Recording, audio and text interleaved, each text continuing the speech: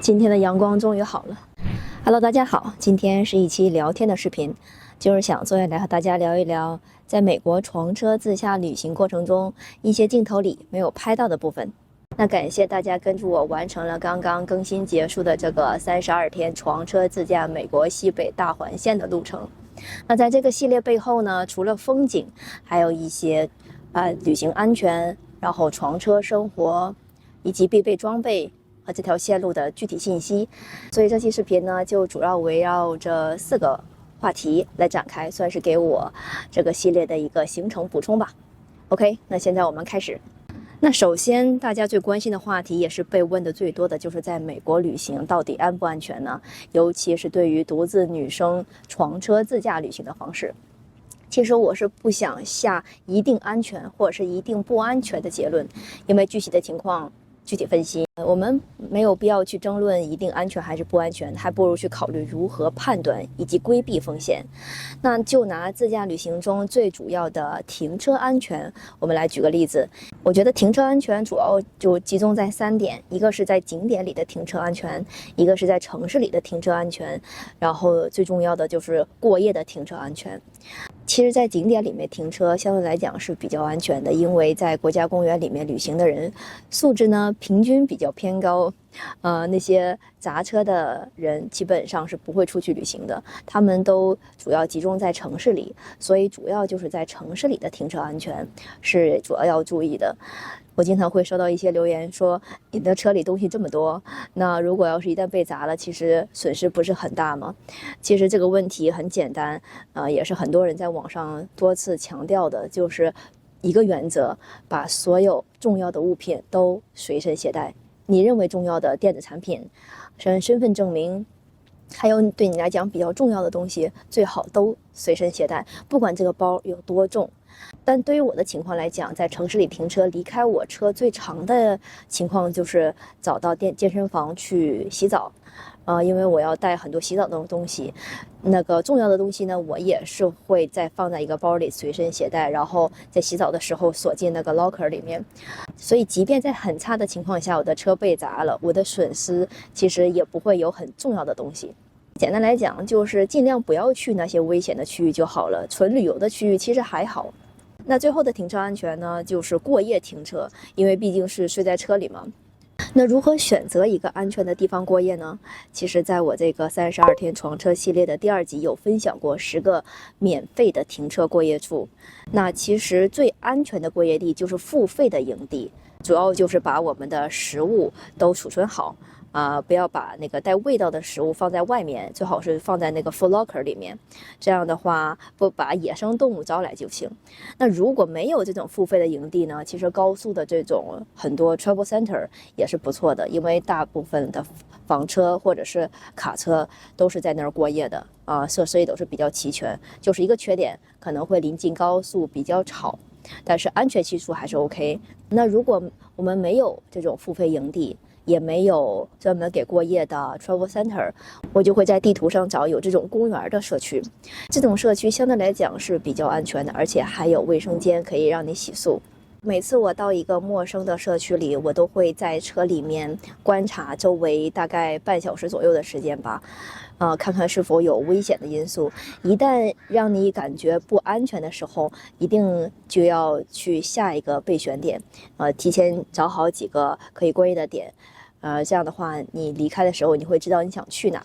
所以整体来讲，我觉得在美国自驾旅行就是不要过分紧张，自己吓自己，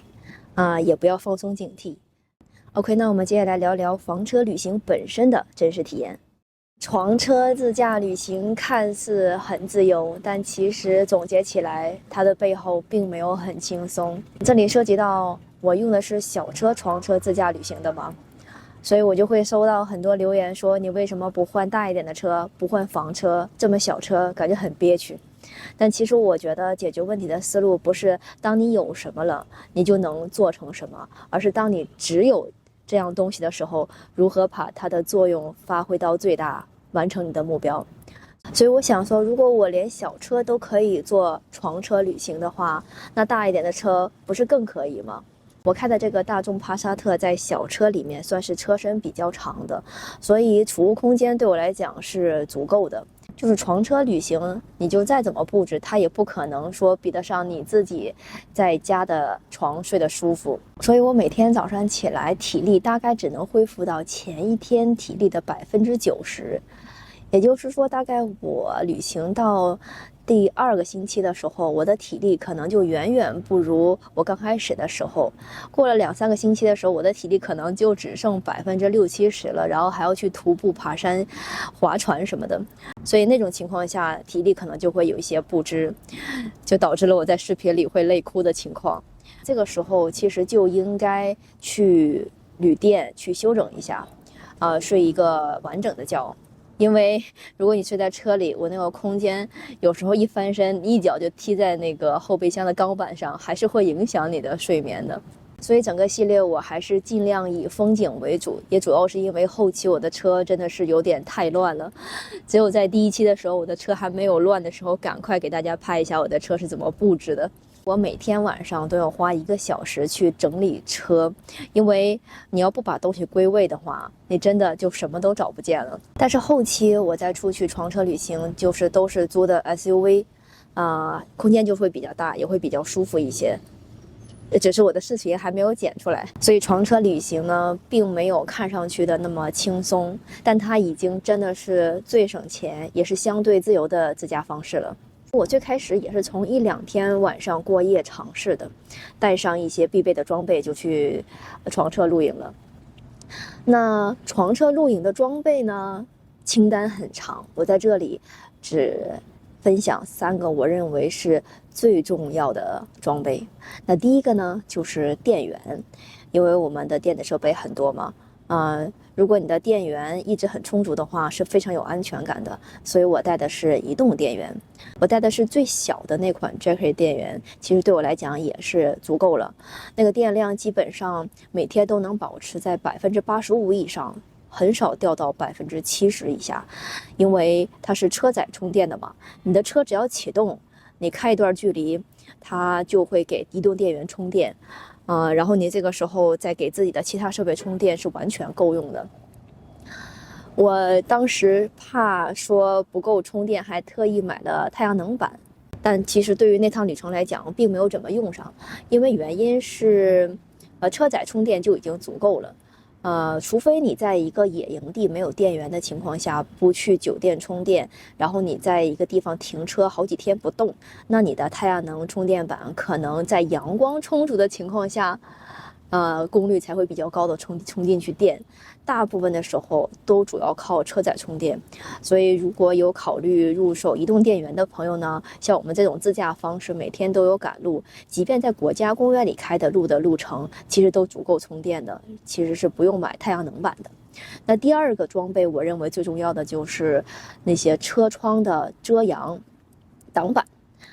你看我视频的第1期刚开始的时候，我还去挂我自制的那个窗帘，但后来我发现窗帘呢，既不挡光，也不挡风，也不隔冷隔热，所以后来我在网上去搜他们DIY 怎么做这个隔热板，就是半路我去了一趟 Home Depot， 买了那种专门的隔热板，然后按照那个车窗的尺寸去裁剪一个刚好那么大的一个隔热板，然后直接卡在那个车窗上面，做了大概6个，因为前车2个后车2个，还有最后2个小三角的嘛。然后车的最前面的挡风玻璃和最后的就直接用那个遮阳的很大的那个折叠遮阳布就可以了。这个遮阳板你还可以在外面就是粘一层黑色的布，这样的话你晚上在车里面开灯，如果严丝合缝的密封好的话，你从外面是看不见车里的灯光的，这样的话也有很强的隐蔽性。如果我们再配合着那个车窗防蚊网，你这样的车窗还能开个缝，然后你还可以把那个遮阳板插在这个防蚊网里面，这是比较好的一个组合。所以我认为第2个最重要的装备就是车窗的遮阳。那第3个最重要的装备呢，就是睡垫和睡袋的组合。看过我特斯拉床车露营去国家公园的那期视频，里面我有推荐一款按压式的充气睡垫，这个东西是因人而异的。当然，如果你可以从家带一个厚的乳胶垫铺在车里面睡觉，肯定是最舒服的。睡垫和睡袋的组合，我建议大家一定要提前试睡一下，因为我个人的睡垫和睡袋都是比较滑的，然后再加上你的后排座椅不能完全放平，它是有一定坡度的，所以你第二天早上起来就会发现自己已经滑到那个后备箱的车的尾部，站在后备箱里醒来。所以我当有机会可以停在车头稍微向下一点的地方的时候，这样的话睡觉时候会被早平一些。所以总而言之就是说，不管什么样的装备，我们一定要提前出来试一下，然后再决定正式的旅行时候用不用它。那第4个呢，就是我这条线路的具体信息，因为它的位置是位于美国的西北地区，所以我个人给它起名为美国西北大环线。因为我有收到一些留言说，希望可以把我这条线路的具体信息整理成路书，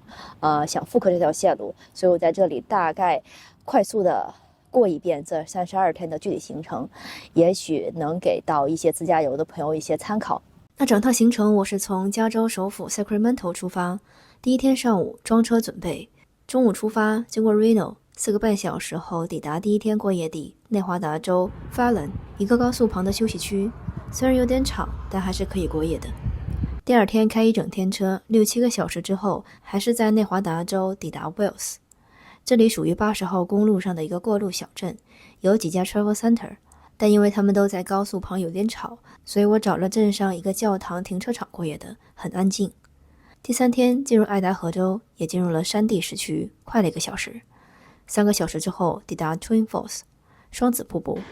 花了$5进入公园看了这被称为美国西部的尼亚加拉瀑布。下午在这个城市找到了 Planet Fitness 连锁健身房洗个澡。傍晚抵达过夜城市 American Fall， 也是在一个社区公园旁边靠教会的街道上过夜的。第4天2个多小时车程后抵达怀俄明州提顿山脉脚下的小镇杰克逊，在镇子中心小广场 Town Square 上可以简单转一转，晚上住在山上的一个露营地。但其实上山去 Curtis Canyon 营地的这段路不太建议小车开上来，而且露营条件比较差，不太推荐。上来看看风景还行，如果能提前订酒店，还是住在杰克逊小镇上比较好，但要记得提前预订，否则就会好几百美元一晚，非常贵。那第5、6、7、3天都是在大提顿国家公园，其中1天沿着公园内侧的公路沿途停车观景，第2天沿着公园外侧的公路沿途停车观景。公园外的这一侧公路沿途景观都是不收门票的，连同最著名的谷仓基位也都是在不收门票的范围内。第3天则是查缺补漏，游玩公园北部的一些小景点。住宿可以选择公园内的营地或酒店，公园外也有免费的野营地，不过需要早一点到占位置，旺季的时候野营地也是很抢手的。最后1天晚上就往北开50分钟，直接入住黄石国家公园的露营地，方便第2天直接开始游玩黄石，不用早上排队进园。接下来8、9、10、11，4个整天都是在黄石。按它的8字地图，顺时针从南到北游玩，基本就是最主要的大棱镜、老中泉、诺里斯盆地地区玩2天，住公园里的酒店或露营地，也可以选择西黄石镇住旅馆。之后黄石大峡谷1天，住大峡谷营地。最后1天则是最北边的猛犸温泉区，离开黄石可以住 Gardner 小镇。所以黄石即便走马观花玩一圈也要2天。如果住公园里也可以节省每天进园的时间，所以我待的4天时间算是比较充足的。第12天开始蒙大拿州的行程，从黄石出发3个半小时抵达 Helena 小镇，做了物资补给和简单的休整。第13天再开3个半小时抵达离冰川国家公园较近的 Martin City， 住了印第安式的帐篷，我是在 Airbnb 上订的，全程都没有见到房东，纯野外自行入住。接下来第14到第19天在冰川国家公园里整整玩了6天，我把从简单的打卡到深入的徒步全部都体验了一遍。之所以在这里待的时间最长，是因为冰川国家公园的地理位置比较偏，来一次不太容易，所以需要提前预约进门抢订营地。那景点的玩法主要就是一天开向阳路及沿途停车打卡点观景，一天在 Logan Pass 及附近的短程徒步，一天在 Logan Pass 的中长距离徒步，中间可以安排1到2天查缺补漏、休整放松，以及提前入住 Many Glacier 区域的营地。最后一天则是冰川长距离徒步。因为全程我都是住在公园里的露营地，所以每天都是在向阳路上往返。如果你当天的行程安排只是去 Logan Pass 这一个区域的话，完全可以乘坐公园内的免费巴士，因为旺季的 Logan Pass 停车场非常难找停车位。如果你不准备长距离徒步，其实冰川国家公园安排2到3天就可以了。第20天离开冰川国家公园，从蒙大拿州再回到爱达荷州，也回到了西部市区。这一天整整开了6个多小时的车程，抵达 Coeur d'Alene 湖边野餐。如果需要在这里露营，最好有提前预定。第21天进入华盛顿州的 Spokane， 上午补充物资、洗车、洗澡、洗衣服是休整的半天。下午开3个半小时抵达 Winthrop， 方便接下来进入北瀑布国家公园。晚上在 Perhingen Lake 州立公园露营地过夜。这个营地比较拥挤，管理一般，大部分营位都需要提前预定，环境还行。接下来第22、23、24都是在北瀑布国家公园，3天晚上都是预定的公园里的露营地。走赏秋热门路线 Maple Pass 1天，虽然我去的夏天还是绿色的，但风景也不错，就是爬山比较累。打卡北瀑布热门观景点配短程徒步1天，去 Rose Lake 上划船1天。需要注意的一点就是这里的全天徒步或划船的活动都是比较费体力的。如果想轻松游玩的朋友，在这个全美游客最少的国家公园之一的北瀑布打卡游玩，其实1天就足够了。第25天开车1个半小时左右进入西雅图，我在这里吃了顿中餐。在城里的停车点过夜其实不太好找，建议经过城市的时候就直接住旅店。第26天我去了市区湖景公墓看望李小龙。因为我去的那天正好是7月20号，是李小龙逝世的纪念日，所以恰巧遇到了他的妻子 Linda， 还有很多现在西雅图镇藩国术馆的人。下午从西雅图向南开1个半小时，抵达距离雷尼尔山国家公园较近的露营地过夜。第27天1个小时车程后进入雷尼尔山国家公园天堂景区，沿途的观景点就是从不同的角度仰望雷尼尔山。如果想上强度，也可以走这里的热门徒步线路 5.5 英里的 Skyline Trail。 如果轻松游玩的话，从西雅图出发1日游的时间就足够了。第28天上午沿着5号公路向南开3个小时，抵达俄勒冈州最大的城市波特兰。下午参观市区的苏州园林蓝苏园，门票是16美元。虽然园林面积不大，但作为美国仅有维护较好的中式园林，算是波特兰比较值得一看的景点，就是要注意停车安全，因为它正处于市中心比较乱的地段。晚上是在5号公路旁的休息区过夜的。第29天，从5号公路去到海边的101号公路上，沿海岸线行驶，看到漂亮的海滩停下来就行。海边公路自驾主打的就是一个随意自由，因为沿途的海滩我感觉都有一种没有被名气污染的质朴。晚上抵达 Florence 一个州立公园的露营地过夜。第30天上午开2个小时，终于又正式回到了加州，进入红木国家公园，也叫海岸红山。这个国家公园是南北沿海的长条形，可以从北往南依次游玩。下午可以开车穿过一段原始森林，穿梭在世界上最高的红木树中。晚上住公园内的露营地，但需要提前预定。第31天在红木国家公园1日游。如果想去这个开车穿过树洞的景点，需要花额外5美元的门票。公园内还可以走几条简单的短程徒步，去看各种大树，走在平均身高都在90多米的海岸红杉林中。晚上从公园的南边出来，抵达高速休息区过夜。第32天最后一天，开车5个半小时回 Sacramento 我的出发地，这样就完成了整趟环线。那以上呢就是这32天行程的全部细节了。如果你对每一天的行程感兴趣的话呢，可以直接点开播放列表，里面都有每个景点的具体玩法和真实体验。其实这趟旅程对我来讲不仅仅是旅行，更是调整自我、适应环境的一个过程。而且我也很喜欢设计行程，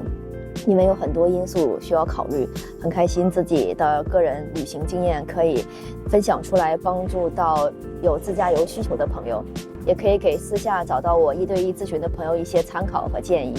好啦，这就是今天的聊天分享了。如果你还有其他感兴趣的方面和想了解的内容，可以给我留言。那我们下期见。